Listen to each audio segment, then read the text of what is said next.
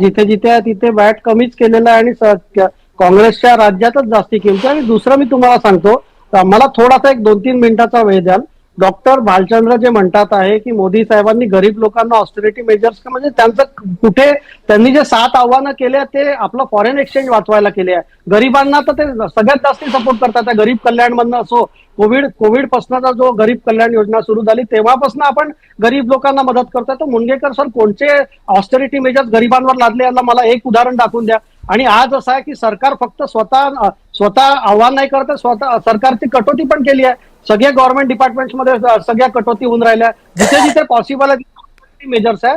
आणि विलासजी, मी तुम्हाला एक खूप महत्वाचा मुद्दा सांगू इच्छितो की जर आपण या ऑइल कंपन्यांना, बहुतेक सगळ्या 80% राज्य सरकार ही भाजपचे आहेत, ते राज्य सरकारना का ते असा प्रश्न विचारलाय त्याचं उत्तर द्या. ऐकून घ्या ना सर. कसं आहे विलासजी, जर केंद्र सरकारने फिस्कल डेफिसिट वाढवलं तर सामान्य माणसाचा कर्जाचा हप्ता महाग होईल, त्यांचे EMI महाग होतील, कर्जाचे दर महाग होतील.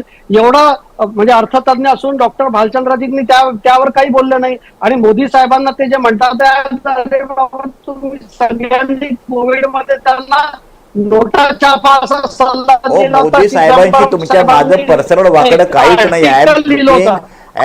Mister Modi as prime minister he is avoiding his responsibility, आपली जबाबदारी टाळतायत. प्रश्न असं विचारला की ज्या राज्यांच्या मध्ये सरकार बीजेपी आहे त्या राज्य सरकारच्या का सांगत अरे समीरजी नाही ऐका ना, नाही पण तुम्ही जो प्रश्न विचारलाय ना त्या प्रश्नाचं उत्तर द्या प्लीज. प्रेक्षक बघतायत हे, आपला जो प्रश्न आहे त्याच्याबद्दल बोला प्लीज.